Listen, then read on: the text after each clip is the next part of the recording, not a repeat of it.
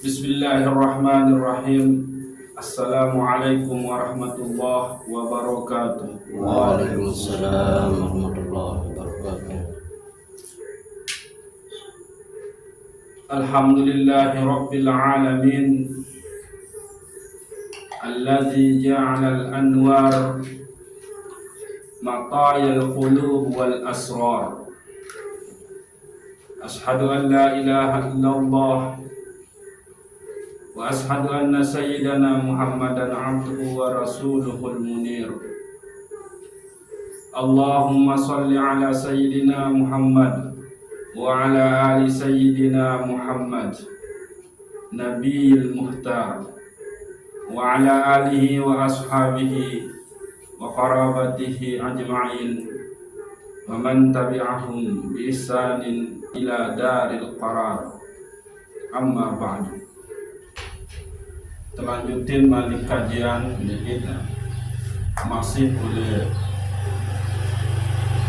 Al-Hikam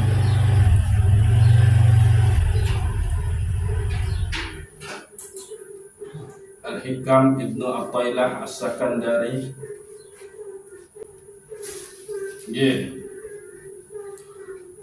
Jadi setelah kemarin kita bahas tentang permasalahan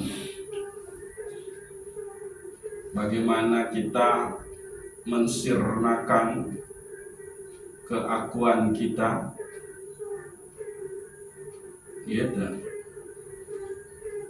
Maka mungkin kelanjutan dengan pembahasan mendalami lagi permasalahan basirah dan sir. Lalu ini masih tetap kelanjutan kajian tentang cahaya nur. Basirah niki adalah mata batin. Nah, kalau mata batin ini bermasalah, buta, ya sudah, kita juga buta. Ibaratnya ya seperti mata kita yang ini, mata zahir kita. Kalau ini buta ya sudah, kita tidak bisa melangkah. Tapi orang yang buta matanya, mata zahirnya ini, itu bukanlah akan menjadi penyebab dia tidak selamat. Nah, itu bedanya. Tapi kalau orang mata batinnya buta, sudah pasti dia tidak akan selamat. Nah, ini itu bedanya. Kalau mata batin buta, mata zahir buta, itu masih bisa jalan pakai tongkat. Tapi kalau mata batin, man kana fi hazhil a'ma wa fil akhirati a'ma wa adallu sabila. Barang siapa yang di dunia ini dia buta mata hatinya, dalam artian tidak bisa ma'rifah kepada Allah, ya sudah, wa fil akhirati a'ma. Besok di akhirat dia juga akan buta, wa adallu sabila, dan tidak tahu jalan pulang. Nah, ini dia. Maka pentinglah basirah ini untuk kita kaji. Setelah kita paham apa itu basirah, maka kita berdoa, bermunajat, memohon kepada Allah Subhanahu wa taala untuk kita diberikan cahaya basirah itu sendiri. Nah, basirah itu dalam kitab Al-Hikam itu fungsinya itu adalah untuk melihat al-haq, untuk melihat Allah Subhanahu wa taala. Alat musyahadah. Dan itu yang akan mengantarkan kita ke hadirat Allah Subhanahu wa taala. Al-anwaru matayal qulub wal asrar. Cahaya itu atau cahaya iman dan cahaya keyakinan merupakan kendaraan, alat yang mengantarkan kolbu manusia dan rahasia-rahasia sir kita itu kehadirat Allah Subhanahu wa Ta'ala. Ini. Jadi cahaya basiroh, mata batin kita itu mengantarkan kalbu kita dan rahasia-rahasia itu kehadirat Allah Subhanahu wa Ta'ala. Nah, coba. Berarti itu tadi, kalau basiroh kita buta, tidak mengenal al-haq, tidak mengenal mana yang baik, mana yang buruk, ya berarti kita tidak bisa menghadap kehadirat Allah Subhanahu wa Ta'ala. Nah, basiroh ini dia itu bisa kita dapatkan dengan cara beribadah, zikir, dan latihan-latihan rohani seperti amalan batin, zikir dan amalan batin. Nah, tapi perlu yang ingatkan lagi, zikir itu tidak hanya mengucap la ilaha illallah. Semua perbuatan yang di situ dinisbatkan, diniatkan kepada Allah, diniatkan untuk menjalankan syariat Allah, itulah zikir. Jadi jangan dipahami zikir itu dengan zikir lisan la ilaha illallah saja, tapi zikir di situ bermakna ingat dan nyebut. Pada saat kita berangkat bekerja, ingat lalu menyebut Allah, Bismillahirrahmanirrahim, Allah, la haula wa la quwata illa billahil aliyyil azim, itu zikir.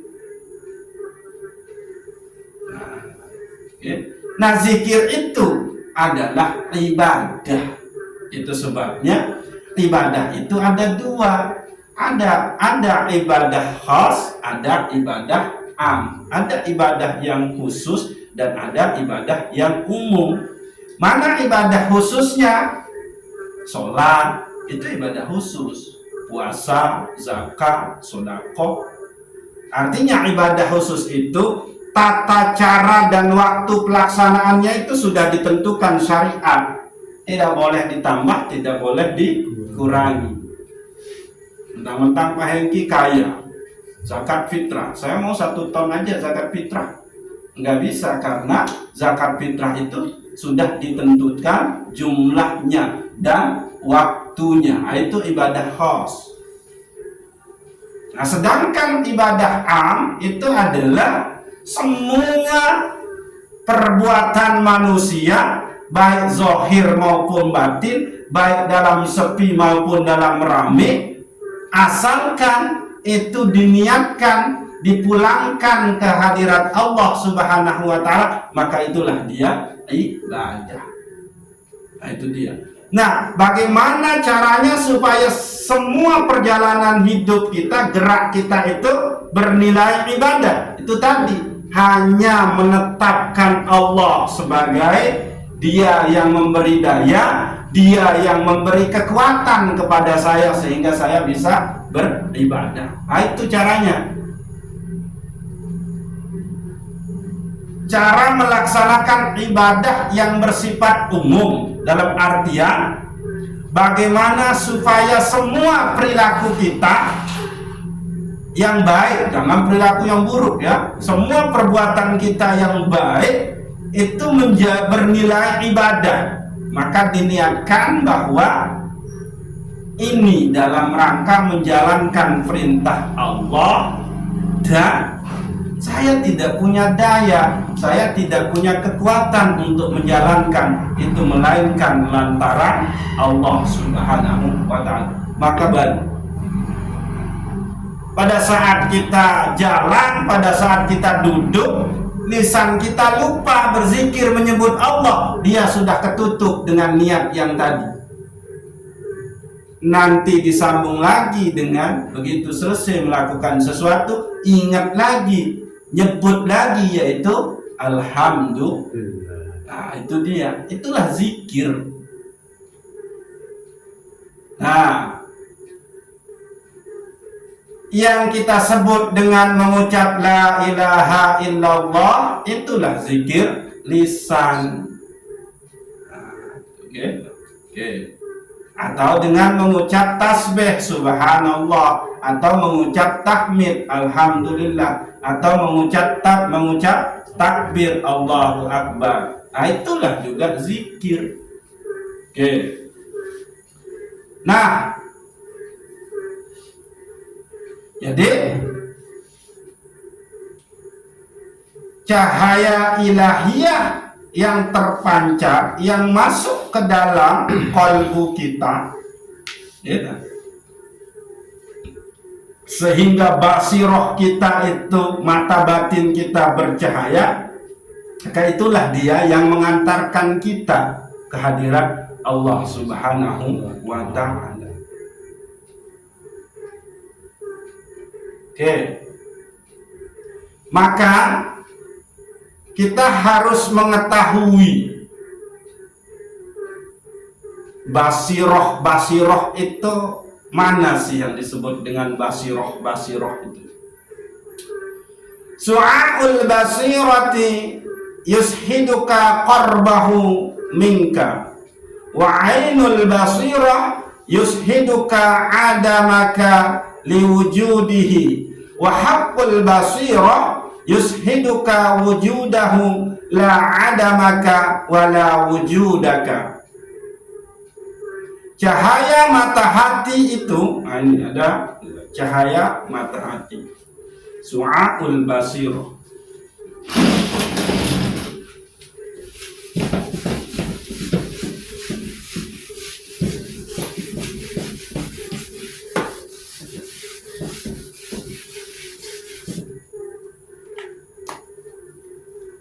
Satu, cahaya mata hati. Oke, su'aul basirah. Ini hasilnya itu adalah kedekatan. Ini memperlihatkan dekat.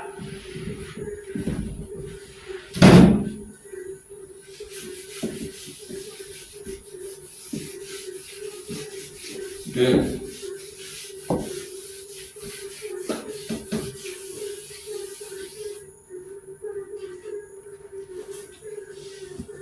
Yang kedua, ainul basirah, mata hati. Oke. Mata hati ini yushiduka adamaka liwujudihi, yang memperlihatkan kepada kita ketiadaan kita. Ini memperlihatkan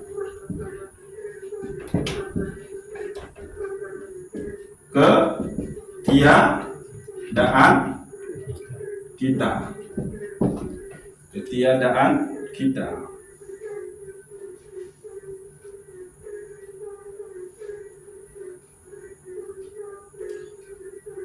Sedangkan yang ketiga yang disebut dengan haqqul basirah. Haqqul basirah.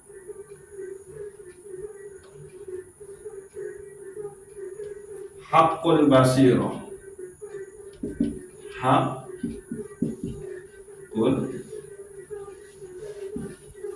basirah. Ini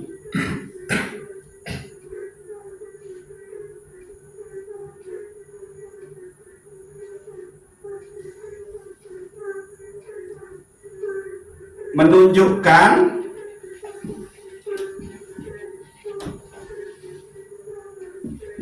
kepada kita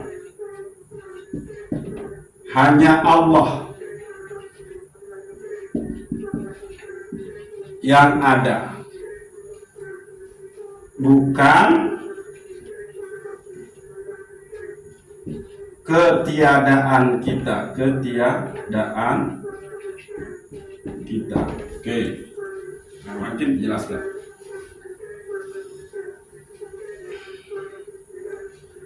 Jadi ada 3 yang disebut dengan basiroh, mata hati, mata batin oleh Imam Ibnu Athaillah As-Sakandari. Yang pertama yang disebut dengan su'a'ul basiroh. Ya. Apa itu su'a'ul basiroh? Yakni yushiduka qurbahu minka. Dia yang memperlihatkan kepada kita akan dekatnya Allah. Jadi kalau su'a'ul basiroh ini muncul, maka yang terlihat nantinya itu adalah betapa dekatnya Allah dengan kita. Dekat itu yang mana? Apa? Apa yang disebut dengan dekat? Makna dekat itu apa sih? Sudah berjauhan. Iya, kita dekat dengan Allah itu maknanya apa? Iya, menempel dengan Allah itu maknanya apa? Menyatu dengan diri kita sendiri, menyatukan diri. Oke. Dekat itu berarti kita dekat dengan sifatnya. Nggak bisa dekat dengan zat. Nah ini, itu yang harus dipahami. Nggak bisa kita yang hudus, kita yang bahru sekalian alam ini, dia itu akan dekat dengan zat yang maha segala-galanya. Enggak. Kita itu dekat dengan sifatnya. Pada saat kita memberi dengan ikhlas ke orang, berarti kita dekat dengan sifat Allah yang Ar-Rahman, bukan dekat dengan zatnya. Nah, ini harus dipahami nih. Bahaya kalau nggak paham. Jangan-jangan dekat seperti Allah itu berwujud gitu. Kita dekat dengan sifatnya. Karena sudah jelas Allah itu, zat yang bernama Allah itu adalah wala syai'a ma'ahu. Tidak ada sesuatu yang bisa bersamanya. Tuh. Jangankan bersama, memikirkan zatnya saja itu tidak boleh. Kenapa tidak boleh? Karena tidak bisa. Tafakkaru fi khalqillah wala tafakkaru fi zatillah. Pikirkan tentang ciptaannya, jangan engkau pikirkan tentang zatnya. Nah, itu dia. Jadi dekat dengan Allah itu maknanya kita dekat dengan sifat-sifat Allah Subhanahu wa ta'ala. Oke, itu dia. Jadi su'a'ul basirah, cahaya mata hati itu kendaraan cahaya yang memperlihatkan kedekatan Allah dengan kita. Nah ini mata hati, cahaya mata hati yang disebut dengan istilah su'a'ul basirah. Fungsinya adalah dia memperlihatkan ke kita akan kedekatan Allah Subhanahu wa ta'ala. Wa nahnu aqrabu ilaihi min hablil warid. Jadi kalau dipikirkan dengan akal pikiran, maka jelas ini nggak bisa.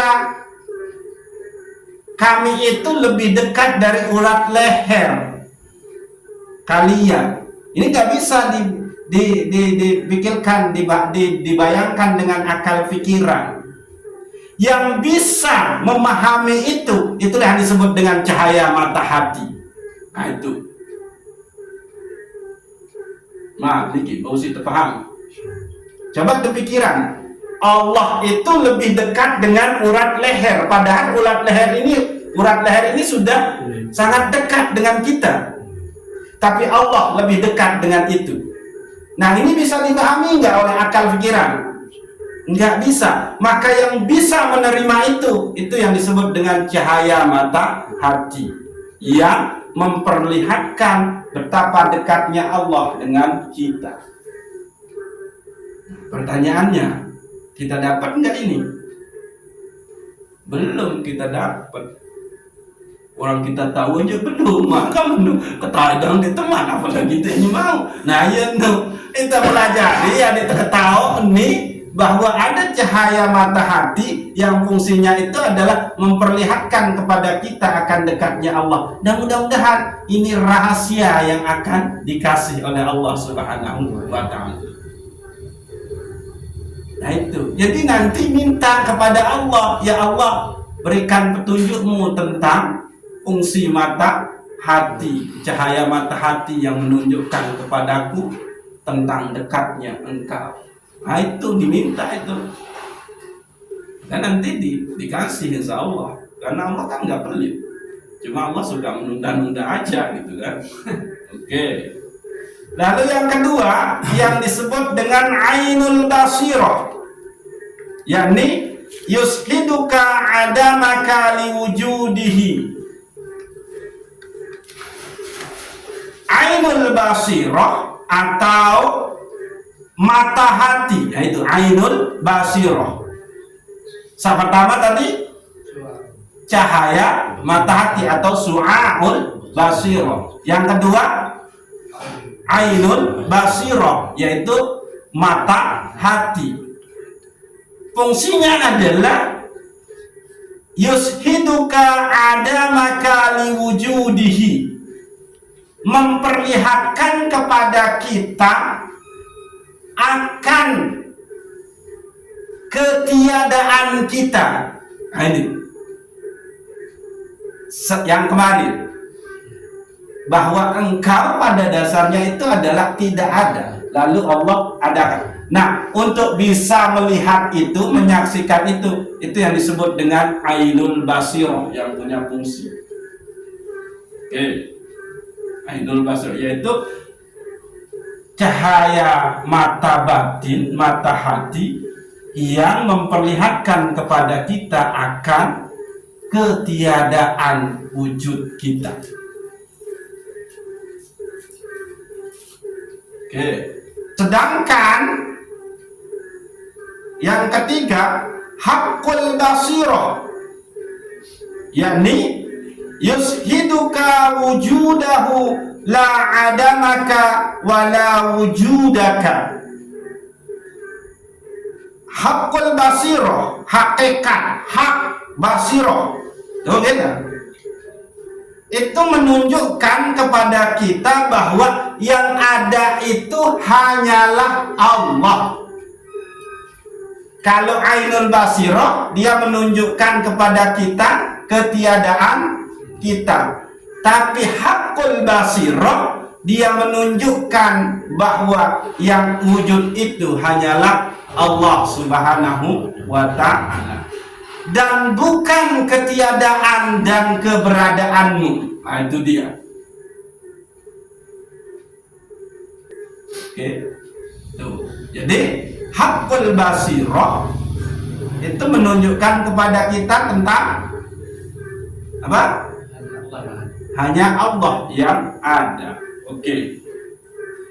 Nah, su'aul basirah itu lebih dekat atau bisa kita sebut dengan cahaya akal. Oke. Jadi pertama ini, cahaya mata hati ini bisa kita sebut dengan cahaya akal.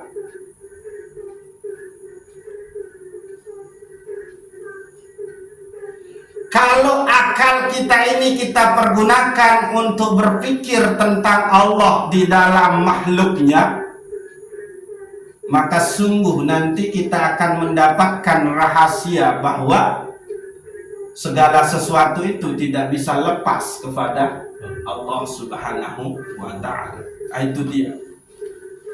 Itu sebabnya kita selalu dianjurkan, sangat dianjurkan untuk banyak-banyak uzlah, merenung, tadabbur, berpikir, supaya akal kita itu nantinya bisa melihat bahwa Allah itu selalu dekat dengan kita, kitanya yang menjauh.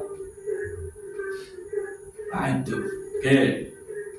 Jadi syu'aul basirah itu bisa disebut juga dengan cahaya akal. Oke. Akal itu bagian dari apa? Akal. Qalbu.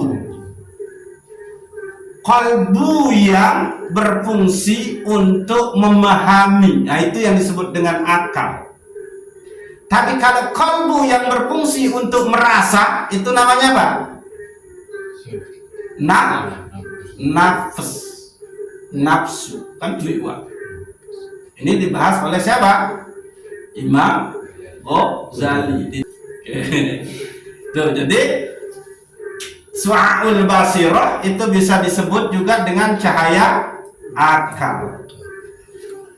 Sedangkan ainul basirah, mata hati, itu bisa disebut dengan cahaya ilmu. Itu dia. Oke. Jadi ainul basirah itu tadi memperlihatkan apa? Memperlihatkan apa kepada kita ainul basirah? Ketiadaan kita. Nah, ini bisa juga disebut dengan cahaya ilmu. Begitu kita sudah tahu tentang bahwa kita dari tiada lalu diadakan oleh Allah, berarti yang kita pakai itu adalah cahaya ilmu itu sendiri, atau yang disebut dengan ainul basirah. Oke. Ain itu mata.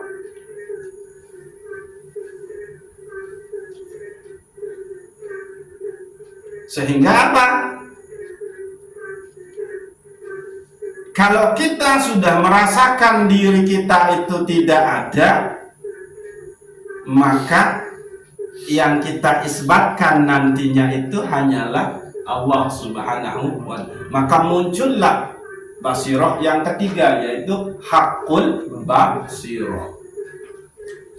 Apa itu haqqul basirah? Cahaya ilahi. Nah, itu dia. Jadi kalau sudah haqqul basirah, berarti kita sudah mendapatkan yang namanya cahaya ilahi. Maka yang ada itu hanyalah Allah Subhanahu wa ta'ala. Tidak ada yang lain. Seperti yang kemarin kita contoh-contohkan. Tidak ada dia kecuali dia. La huwa illa huwa. Nah, ini supaya lebih jelas aja, kita ulang aja. Dia itu orang ketiga. Berarti yang tidak ada di sini. Dia Bapak Tuan Munari.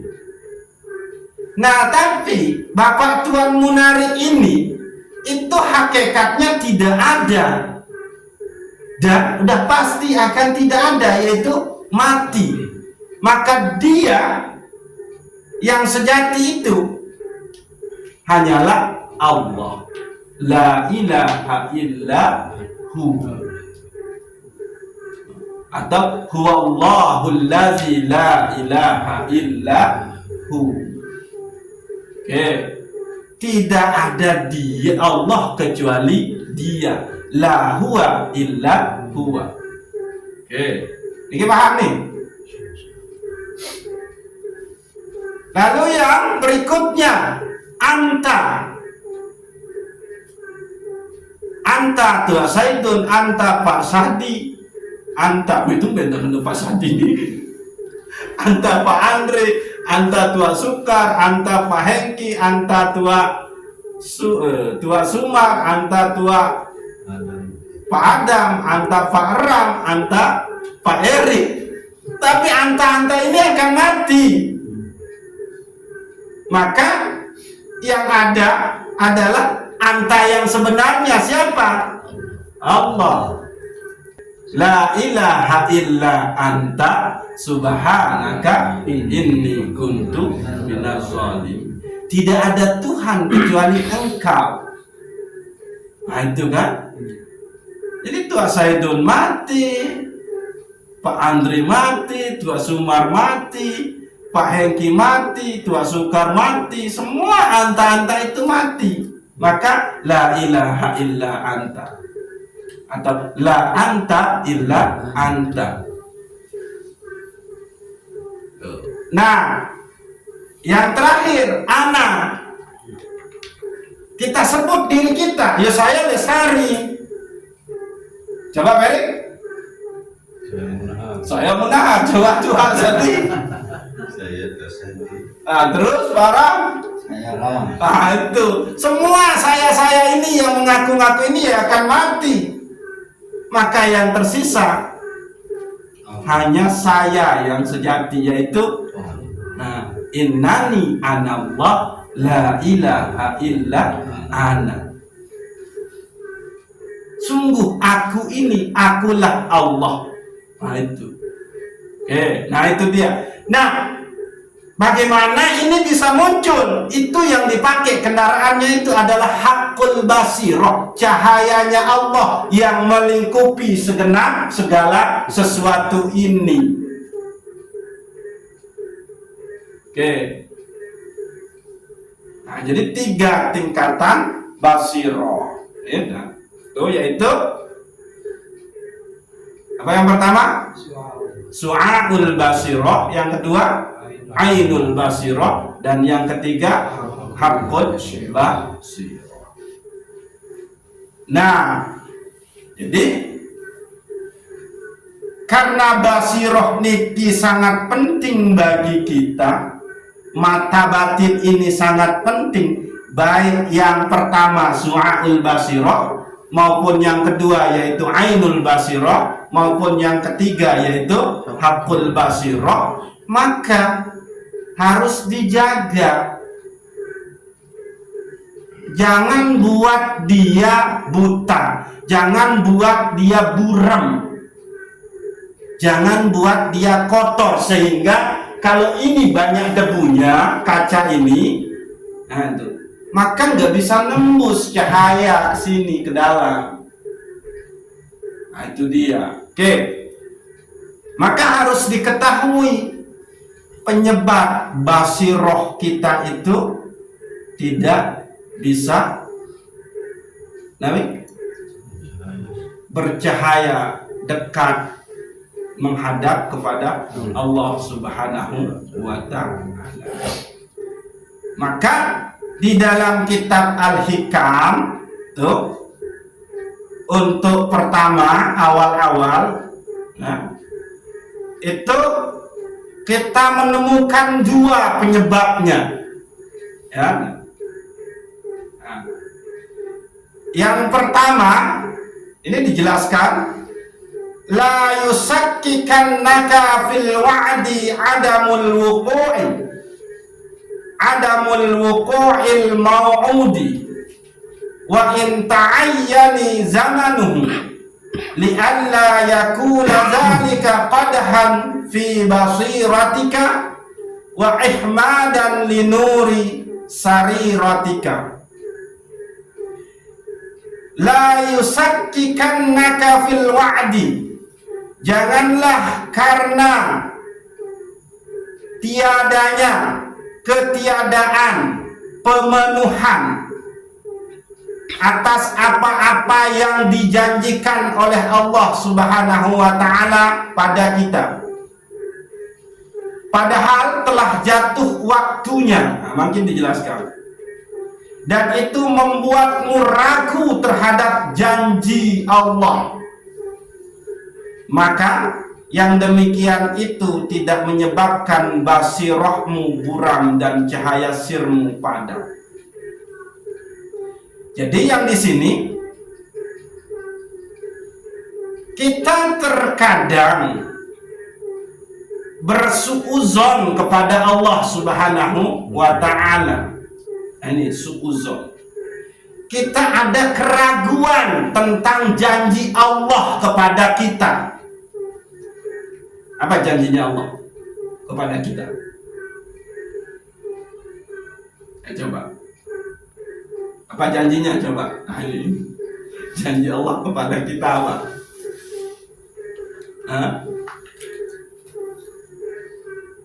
Ilah tua, apa janji Allah di situ? Ini dait.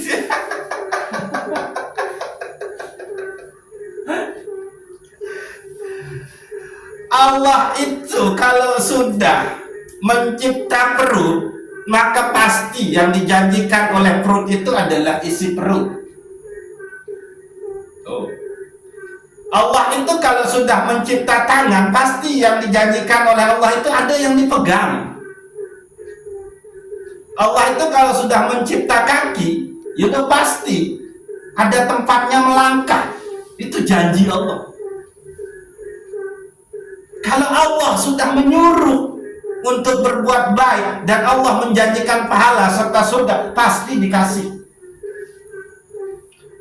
Kalau Allah sudah mencipta engkau, pasti janjinya Allah itu akan dipenuhi. Apa? Engkau akan diberikan pakaian, engkau akan diberikan rizki, engkau akan diberikan tempat tinggal. Enggak mungkin itu. Kalau engkau laki-laki, maka janji Allah pasti akan memberikan perempuan, istri. Nah itu janjinya Allah ini. Nah, terkadang kita itu ragu kepada yang demikian. Pada saat itu kesusah, ini muncul nih bakat menilalu. Kenapa kok begini banget nih ya Allah? Padahal saya sudah berdoa, saya sudah berusaha, tapi kok tetap begini-gini. Itu as-syakku war-raibah. Jika ada muncul keraguan akan janji Allah yang pasti, maka itulah yang membuat basiroh kita itu buram, kotor, sehingga tidak bisa lagi kita akan dekat dengan Allah. Tidak bisa lagi melihat akan ketiadaan diri kita, dan tidak bisa lagi melihat bahwa hanya Allah yang ada. Itu yang pertama. Oke. Jadi paham sekarang janjinya Allah itu apa? Itu apa janjinya Allah? Apa janjinya Allah? Itu.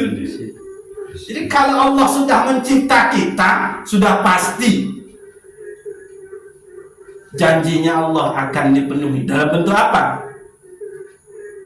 Syariat mengatakan kalau engkau telanjang bulat itu sama halnya engkau seperti binatang. Maka aku kasih pakaian ke engkau supaya engkau tidak seperti sapi. Ya itu kata Allah. Tapi sayang, begitu pakaian sudah ada, justru engkau potong-potong sampai T. Nah itu yang bermasalah tuh. Doyan, besarnya kontik.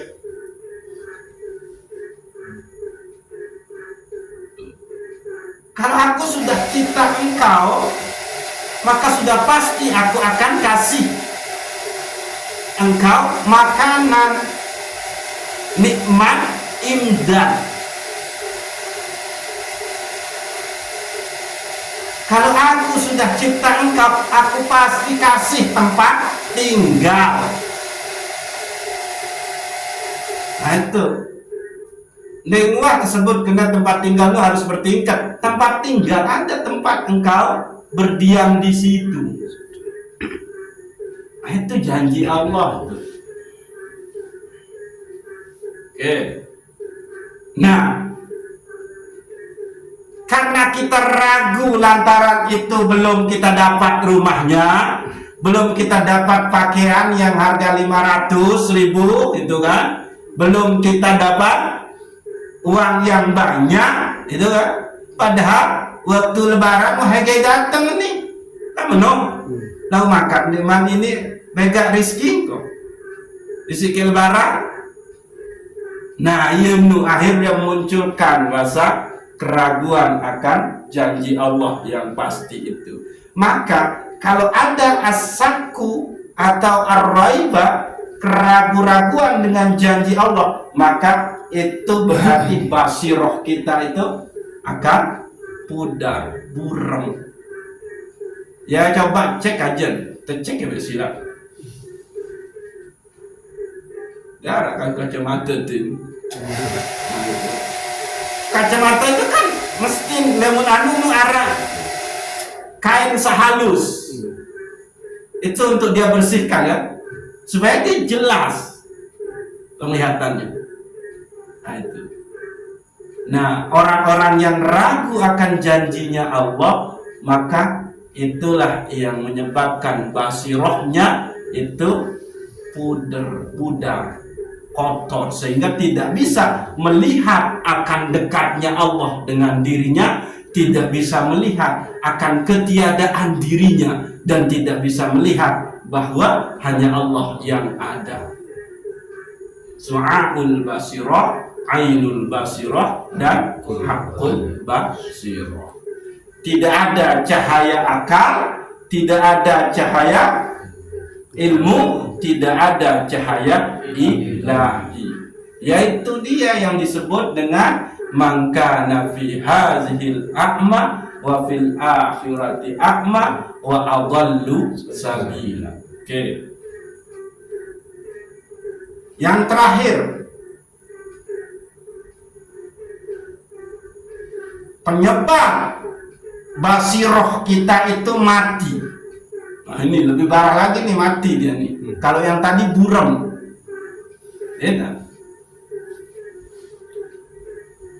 niki sering tuah kaji. Ijtihaduka fima dhumina laka wa taksiruka fima quliba minka dalilun ala intimasil basirati minka.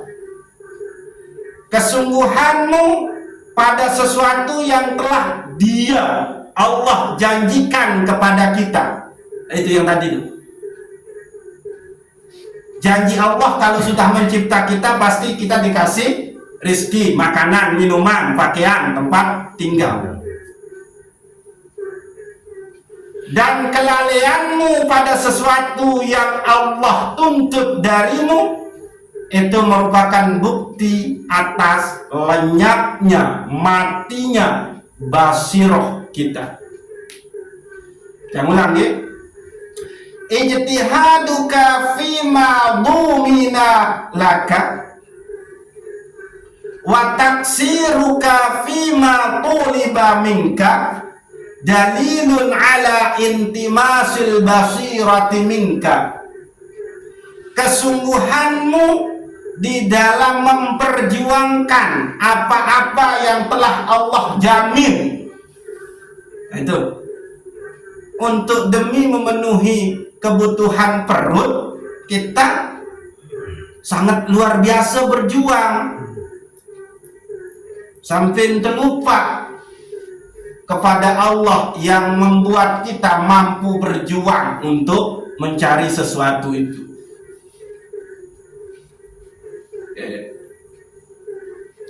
Saking kita kepingin punya emas, kan? Saking kita kepingin memberikan ke istri dan anak kita emas, akhirnya apa? Kita berjuang habis-habisan. Padahal itu semua sebetulnya sudah dijamin. Tidak perlu engkau sampai sebegitunya. Pasti aku kasih.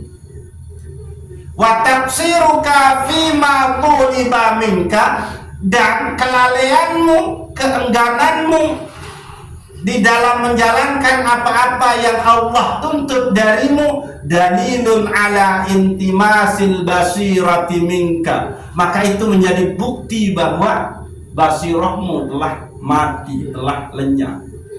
Jadi dua, yakni kesungguhan kita di dalam memperjuangkan apa-apa yang sudah dijanjikan oleh Allah, dan kelalaian kita di dalam menjalankan apa-apa yang Allah tuntut ke kita. Itulah yang membuat basiroh kita mati.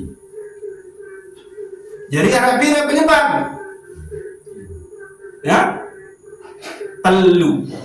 Yang pertama, ragu akan janjinya Allah. Yang kedua, kita bersungguh-sungguh berjuang keras dalam menggapai, memenuhi apa-apa yang telah Allah janjikan ke kita. Sampai kita lupa sholat, sampai kita lupa puasa, sampai kita lupa silaturahmi, sampai kita lupa gini gitu. Dan yang ketiga, apa?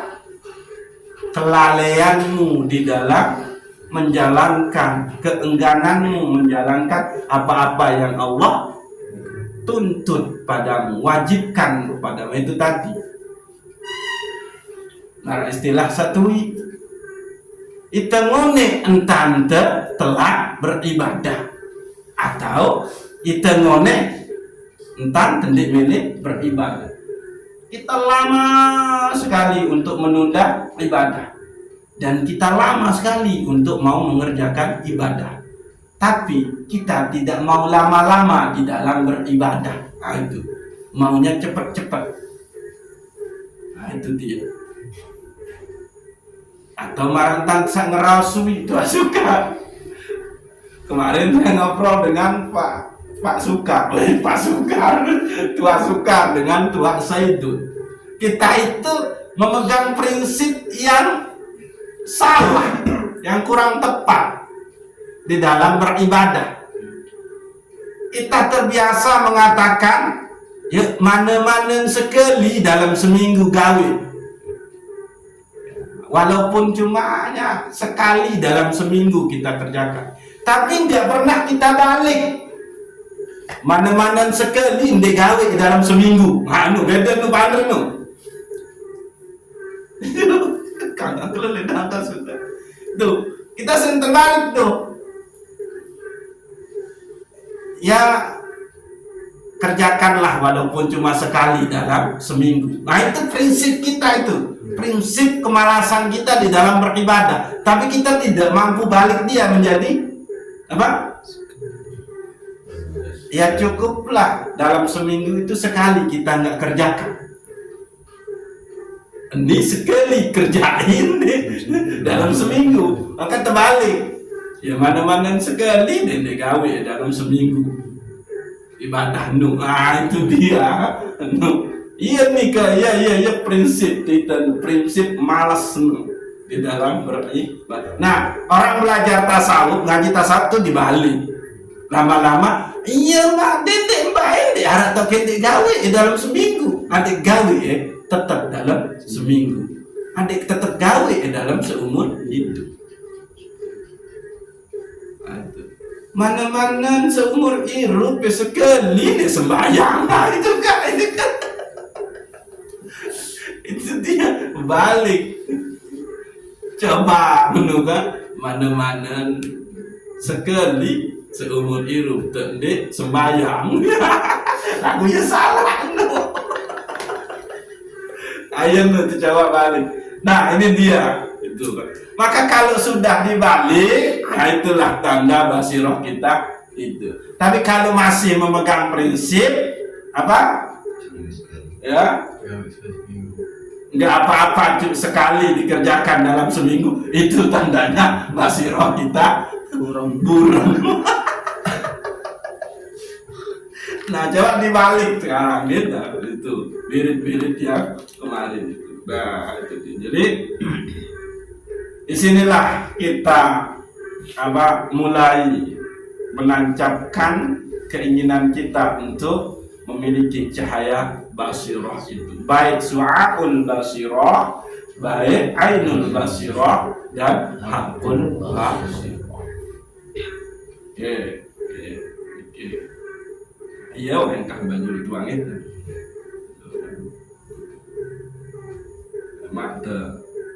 Ini masih kita pertajam lagi besok. Kalau yang penting kita mengenal aja, ya. Jadi basirah itu adalah mata batin yang mengantarkan kita kepada kedekatan dengan Allah Subhanahu wa ta'ala. Dan basirah ini memiliki 3 tingkatan, yakni su'a'ul basirah atau yang disebut dengan cahaya akal, dan ainul basirah atau yang disebut dengan cahaya ilmu, terus haqqul basirah atau yang disebut dengan cahaya ilahi. Su'a'ul basirah atau cahaya akal ini memperlihatkan kepada kita akan dekatnya Allah dengan kita.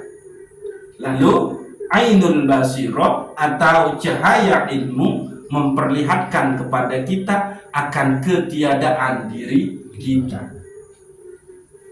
sehingga yang ada itu adalah Allah Subhanahu wa ta'ala. Lalu haqqul basirah atau cahaya ilahi memperlihatkan kepada kita bahwa yang ada itu hanyalah Allah Subhanahu wa ta'ala. Tuh. Berarti di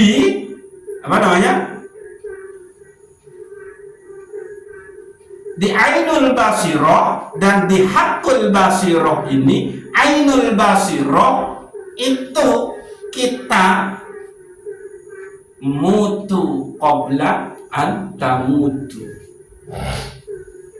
matikan diri sebelum mati. Tidak ada yang ada pada diri saya. Maka di situ la qadirun, la muridun, la alimun, la hayyun, la sami'un, la basirun, la mutakallimun fil haqiqah illallah. Sedangkan di haqqul basirah hanya Allah yang ditetapkan. Maka la qudrata illallah, la iradata illallah, la alima illallah, la hayya illallah, la sami'a illallah, la basira illallah, la kalama illallah. Itu dia. Oke. Maka sifat ma'ani dan sifat maknawiyah. Oke, nah insyaallah besok kita lanjutkan dengan bisakah Allah itu dihijab oleh segala sesuatu ini. Nah itu dia. Bisakah Allah itu terhijab oleh sesuatu yang Allah sendiri membuat dia zahir? Nah itu dia, kita bahas. Bisakah Allah dihijab oleh sesuatu, bahkan sesuatu itu Allah sendiri lebih dekat dari sesuatu itu? Contoh, nah gitu. Oke. Nah, mudah-mudahan kita diberikan pemahaman oleh Allah Subhanahu wa ta'ala sehingga kita bisa tembus kepada hakikat yang sebenarnya. Wallahu a'lam bishawab. Assalamualaikum warahmatullahi wabarakatuh. Waalaikumsalam warahmatullahi wabarakatuh.